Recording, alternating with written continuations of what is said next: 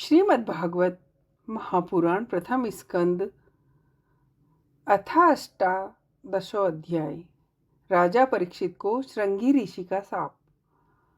सूत जी कहते हैं, अद्भुत कर्मा भगवान श्री कृष्ण की कृपा से राजा परीक्षित अपनी माता की कोख में अश्वत्थामा के ब्रह्मास्त्र के जल जाने पर भी मरे नहीं।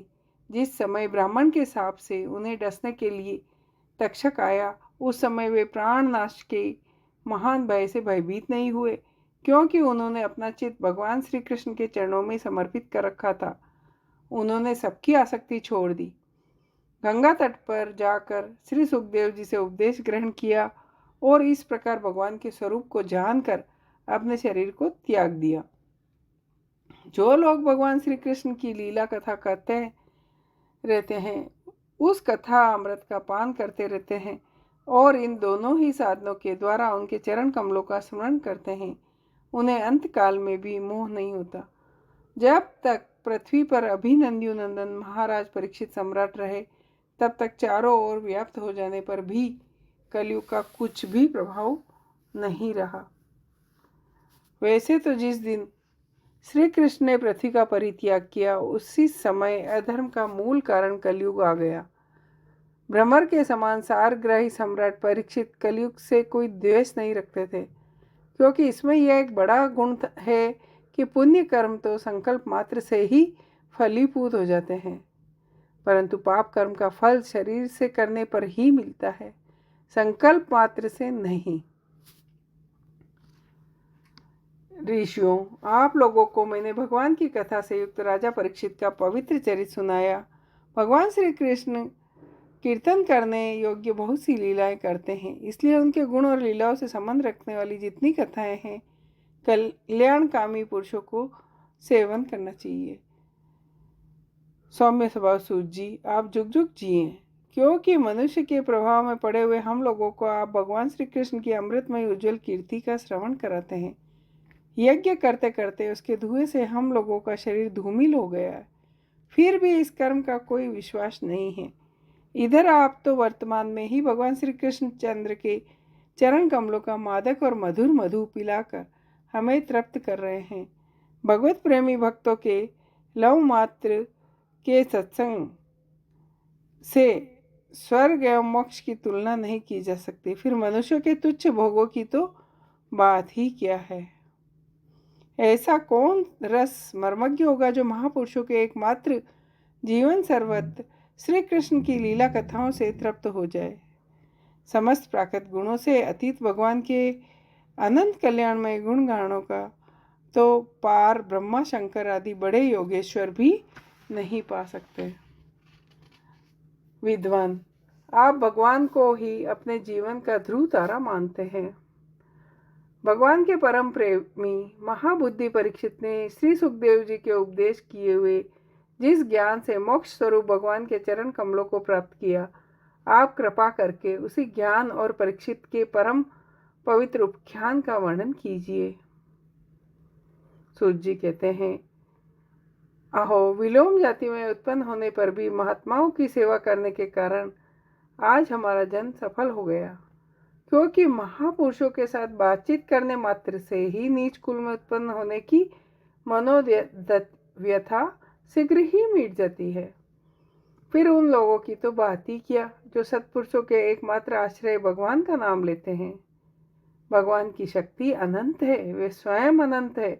वास्तव में उनके गुणों की अनंतता के कारण ही उन्हें अनंत कहा गया है। भगवान के गुणों की समता भी जब कोई नहीं कर सकता, तब उनसे बढ़कर तो कोई हो ही नहीं सकता। उनके गुणों की यह विशेषता समझने के लिए इतना कह देना पर्याप्त है कि लक्ष्मी जी अपने को प्राप्त करने की इच्छा से प्रार्थना करने वाले ब्रह्मादि देवताओं को छोड़कर भगवान के न चाहने पर भी उनके चरण कमलों की रज ही सेवन करती है। ब्रह्मा जी ने भगवान के चरणों का प्रक्षालन करने के लिए जो जल समर्पित किया, वही उनके चरण नखों से निकलकर गंगा जी के रूप में प्रवाहित हुआ। यह जल महादेव जी सहित सारे जगत को पवित्र करता है। ऐसी अवस्था में त्रिभुवन में श्री कृष्ण के अतिरिक्त भगवान शब्द का दूसरा और अर्थ क्या हो सकता है। जिनके प्रेम को प्राप्त करके धीर पुरुष बिना किसी हिचक के देह गे आदि की दृढ़ आसक्ति को छोड़ देता है, उस अंतिम परमहंस आश्रम को स्वीकार करते हैं जिसमें किसी को कष्ट न पहुंचाना और सब ओर से उपशांत हो जाना ही स्वधर्म होता है। सूर्य के समान प्रकाशमान महात्माओं, आप लोगों ने जो मुझसे पूछा वह मैं अपनी समझ के अनुसार सुनाता हूँ। जैसे पक्षी अपनी यथाशक्ति के अनुसार आकाश में उड़ते हैं, वैसे ही विद्वान लोग भी अपनी अपनी बुद्धि के अनुसार ही श्री कृष्ण की लीला का वर्णन करते हैं। एक दिन राजा परीक्षित धनुष लेकर वन में शिकार खेलने गए। हरिणों के पीछे दौड़ते दौड़ते थक गए और जब उन्हें बड़े जोर की भूख लगी, जब कहीं कोई जलाशय नहीं मिला, तब वे पास ही के एक ऋषि के आश्रम में घुस गए। उन्होंने देखा वहाँ आंखें बंद करके शांत भाव से एक मुनि आसन पर बैठे हुए हैं। इंद्रिय प्राण मन बुद्धि के निरुद्ध हो जाने से वे संसार से ऊपर उठ गए। जागृत स्वप्न तीनों अवस्था से रहित निर्विकार ब्रह्म रूप तुरीय पद में स्थित थे। उनका शरीर बिखरी हुई जटाओं से और कृष्ण मर्गचम से ढका हुआ था। राजा परीक्षित ने ऐसी अवस्था में उनसे जल मांगा, क्योंकि प्यास से उनका गला सूखा जा रहा था। जब राजा को वहाँ बैठने के लिए तिनके का आसन भी न मिला, किसी ने उन्हें भूमि पर बैठने को न कहा, अर्ध और आदर भरी मीठी बातें तो कहाँ से मिलती, तब अपने को अपमानित सा मानकर वे क्रोध के वश हो गए।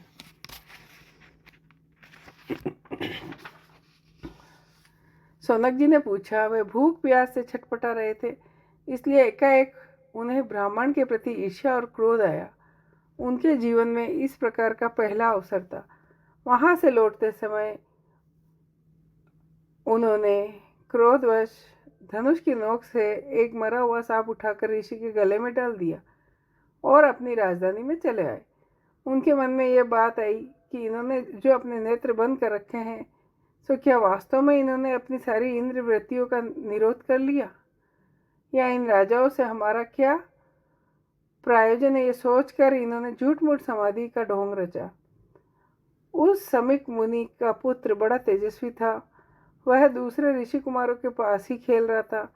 जब उस बालक ने सुना राजा ने मेरे पिता के साथ दुर्व्यवहार किया है, तब वह इस प्रकार कहने लगा, हे नरपति कहलाने वाले लोग, ब्राह्मणों के दास होकर भी ये दरवाजे पर पहरा देने वाले कुत्ते के समान अपने स्वामी का ही तिरस्कार करते हैं। ब्राह्मणों ने क्षत्रियों को अपना द्वारपाल बनाया, उन्हें द्वार पर रहकर रक्षा करनी चाहिए। अतएव भगवान श्री कृष्ण के परमधाम पधार जाने पर इन मर्यादा को तोड़ने वाले को आज मैं दंड देता हूँ।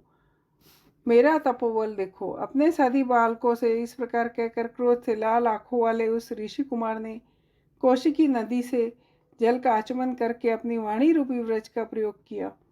कुलागार परीक्षित ने मेरे पिता का अपमान करके मर्यादा का उल्लंघन किया है, इसलिए मेरी प्रेरणा से आज के 7वें दिन उसे तक्षक सर्प डस लेगा। इसके बाद वह बालक अपने आश्रम पर आया और अपने पिता के गले में सांप देखकर बड़ा दुख हुआ और वह दाढ़ मारकर रोने लगा। विप्रवर सोनक जी समी मुनि ने अपने पुत्र का रोना सुनकर धीरे धीरे अपनी आँख खोली। देखा कि उनके गले में एक मरा हुआ सांप है। उसे फेंककर पुत्र से पूछा, बेटा तुम क्यों रो रहे हो, किसने तुम्हारा अपकार किया है। उनके इस प्रकार पूछने पर बालक ने सारा हाल कह दिया। ब्रह्म ऋषि समीक ने राजा के शाप की बात सुनकर अपने पुत्र का अभिनंदन नहीं किया। उनकी दृष्टि में परीक्षित शाप के योग्य नहीं थे। उन्होंने कहा, अरे बालक, तूने बड़ा पाप किया। खेद है कि उनकी थोड़ी सी गलती के लिए तूने उनको इतना बड़ा दंड दिया। तेरी बुद्धि अभी कच्ची है। तुझे भगवत स्वरूप राजा को साधारण मनुष्यों के समान नहीं समझना चाहिए, क्योंकि राजा के दुस्साहस तेज से सुरक्षित और निर्भय रहकर ही प्रजा अपना कल्याण संपादन करती है। जिस समय राजा का रूप धारण करके भगवान पृथ्वी पर नहीं दिखाई देंगे, उस समय चोर बढ़ जाएंगे। राजा के नष्ट हो जाने पर धन आदि चुराने वाले चोर जो पाप करेंगे, उनके साथ हमारा कोई संबंध न होने पर भी लागू होगा, क्योंकि राजा के न रहने पर लुटेरे बढ़ जाते हैं। उस समय मनुष्यों का वर्णाश्रमचार युक्त वैदिक आर्य धर्म लुप्त हो जाएगा। अर्थ लोभ काम वासना के विवश होकर लोग वर्ण संकर हो जाएंगे। सम्राट परीक्षित तो बड़े ही यशस्वी और धर्म धुरंधर है। उन्होंने बहुत से अश्वमेध यज्ञ किए हैं और वे भगवान के परम प्यारे हैं। वे ही राजसी भूख प्यास से व्याकुल होकर हमारे आश्रम पर आए थे। वे शाप के योग्य कदापि नहीं है। इस नासमझ बालक ने हमारे निष्पक्ष सेवक को राजा का अपराध किया है। सर्वात्मा भगवान कृपा करके इसे क्षमा करे। भगवान के भक्तों में भी बदला लेने की शक्ति होती है, परंतु वे दूसरों के द्वारा किए हुए अपमान, धोखेबाजी, गाली गलौज, मारपीट का कोई बदला नहीं लेते। महामुनि शमीक को पुत्र के अपराध पर बड़ा पश्चाताप हुआ। राजा परीक्षित ने उनका अपमान किया था, उस पर तो उन्होंने ध्यान ही नहीं दिया। महात्माओं का स्वभाव ही ऐसा होता है कि जगत में जब दूसरे लोग उन्हें सुख दुख आदि द्वंद्वों में डाल देते हैं, तब भी वे प्राय हर्षित या व्यथित नहीं होते, क्योंकि आत्मा का स्वरूप तो गुणों से सर्वथा परे है। इति श्रीमद्भागवते महापुराणे पारमहंस्यां संहितायां प्रथम स्कंदे विप्रशापोपलम्भन नामाष्टादशोऽध्याय। जय हो।